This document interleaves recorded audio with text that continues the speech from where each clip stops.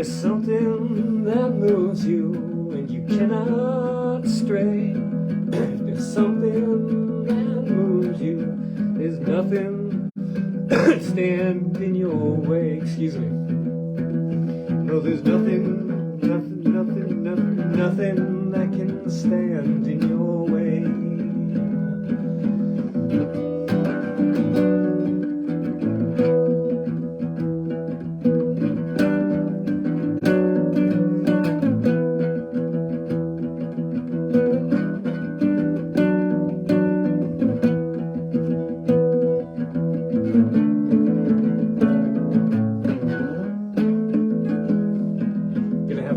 This is why I'm practicing.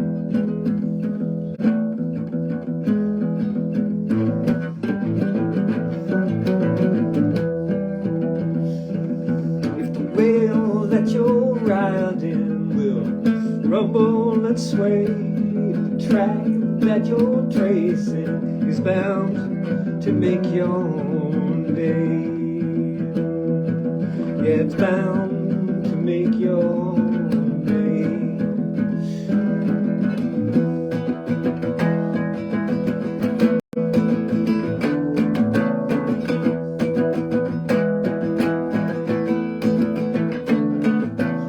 Bask in the sunrise, shines from a million miles away in the starlight, from a sun that was born just yesterday. Swoon in the moon glow, it'll wash your blues right away. Stroke yourself a bonfire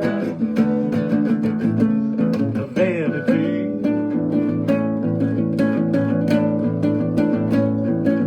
It's a needle that you're threading, if your mind begins to fade.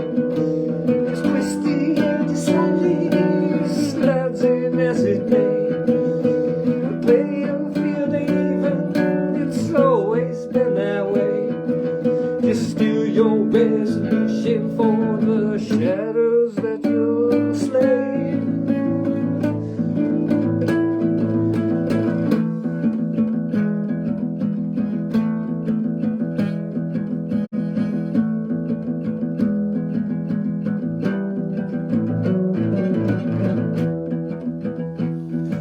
If there's something that moves you and you cannot sway straight, if there's something that moves you, there's nothing that'll stand in your way. No, there's nothing that'll stand in your way.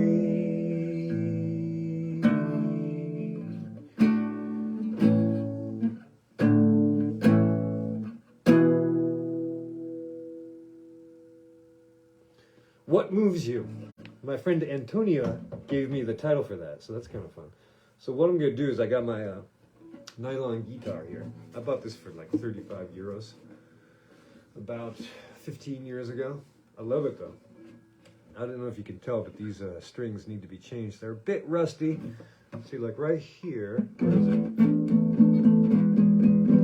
No, it sounds okay. No, can you hear that? It's a little bit... something weird going on. Anyhow,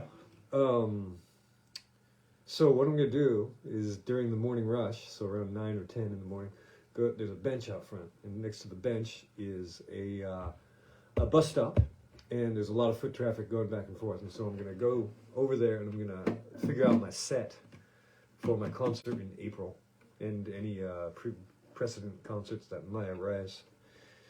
Anyway, so I'm going to make the set list, and I've got to get an hour-long set, so this is going to be kind of a challenge, so I'll figure it out. And then I may surreptitiously put a hat next to me on the bench, and perhaps passers-by will feel sorry for me, themselves, the world, and the human condition, and toss me some dosh. That'd be fun, huh? Actually, I think that will happen. And then I can get a cafe. So what was I thinking? Oh, a little art update. Okay, so this is right here. This, woo, baby, look at that. Almost finished with the inking process. So you can see on over here, you've got the pencil part right here, and then I'm going over it with these lovely Staedtler, what is it? Faber-Castell, Staedtler, I said. Faber-Castell fine art ink pens with the nice sharp tip, brush tip, technically. And you see this one, it's getting kind of worn. Anyway, out of use, overuse, be careful. Everything in moderation. But see, the deal is what I do is I do 4 Pomodoros a day on this. Are you familiar with the Pomodoro method? Okay, they make it, if you look it up, they make it way more complex than it should be. But the idea is that you just concentrate for 25 minutes straight on a task and then take a short break and then repeat that process to get through your thing. Because as you know, we're always distracted by beeps and boops and bops and coffee and snacks and things like that, and phone calls. And so what you do, it's supposed to help you with your productivity. So what I do is I work, set the timer, and I just churn away for 25 minutes, cheech and chong, and churn away for 25 minutes on this section here. And man, I do 4 of those, so I work about 100 minutes a day on this, and you can see the progress that I've made. I'm almost done. When I was doing the penciling, I don't know if I worked every day, but I worked almost every day, some days longer than others. And I think I wasn't using the Pomodoro method, so I was kind of like getting distracted. It took me 17 days to do the penciling from beginning to end, and I don't know. The labor was inequitable. And so here, I'm on day 7 right now, and as you can see, I'm nearly done with this. I think it's going to take me 2 more days to get all this in. It's sort of like after 100 minutes of inking in these squiggles, it really gets maddening, and so that's enough. It's something like, have you heard about writers?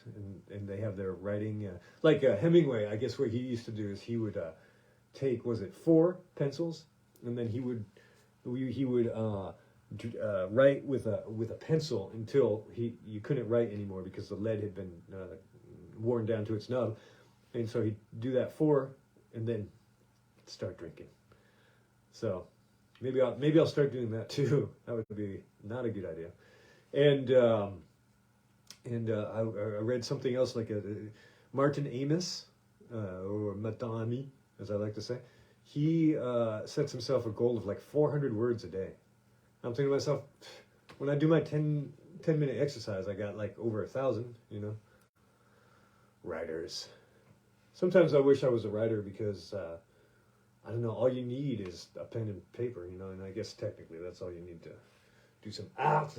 But the easel and the canvas and the special pens really make things easier. Find Shattuck. Love to you too, sir. Thanks for joining. Where are you? Do you speak English? Thanks for coming by. Really appreciate it. But so I had an idea about writing a fiction, and I have a few images. Oh, there's someone on the Book of Faces there too. Who is that? Aster, is that you? And so I've got a few images. One is like there's an office building, but it's built into the side of a sheer cliff wall, like in the desert somewhere, like in what's that place? Petra or something like that. But no, it's a little bit different. It's a granite, and it's more spaced out because Petra's rather kind of concentrated. It's sort of like ravines, and so you'll see this big granite wall, and there's just this tiny little entrance, sliding glass door, and so the character goes in there, and then you go up, and then as you pan up, you see that there are more windows in the side of the granite, and so it's actually quite light and airy on the inside.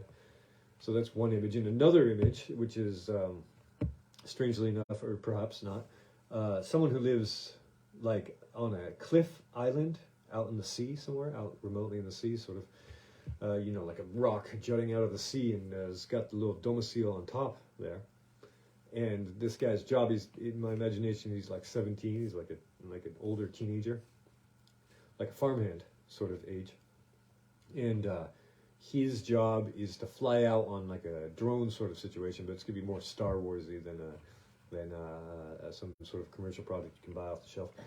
And his job is to maintain these a wind farm, a floating wind farm. So they've got all these balloons with these big turbines on it that is catching the wind and turning them into electricity. It goes down. The electricity goes down the cord that's anchoring it to the ground over the sea, and then that's the renewable energy source there. And so this guy's job is to go out there and make sure that all the turbines are working every day.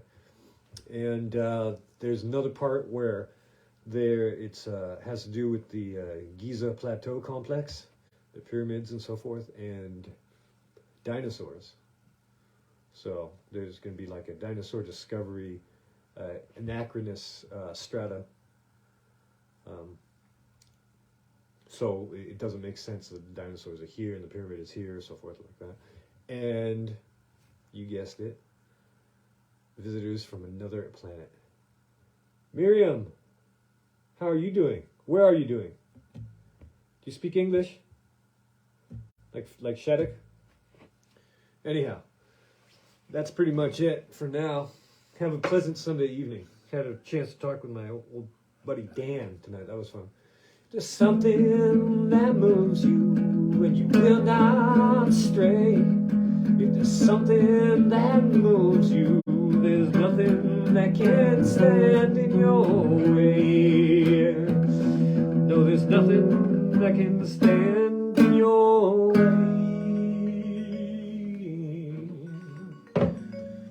All right, see you soon. Bisous. Ciao for now.